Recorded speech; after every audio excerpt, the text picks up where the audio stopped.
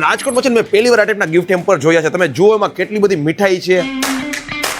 ઘણી મીઠાઈ તો એવી છે કે રાજકોટમાં માત્ર અહીંયા જ જોવા મળે છે. જુઓ બદામ પિસ્તા ફ્લાવર, કુનાફા એક્ઝોટિકા, ડેટ્સ ડ્રાયફ્રૂટ મોઝાના અને બધા Diwali special customise gift hampers.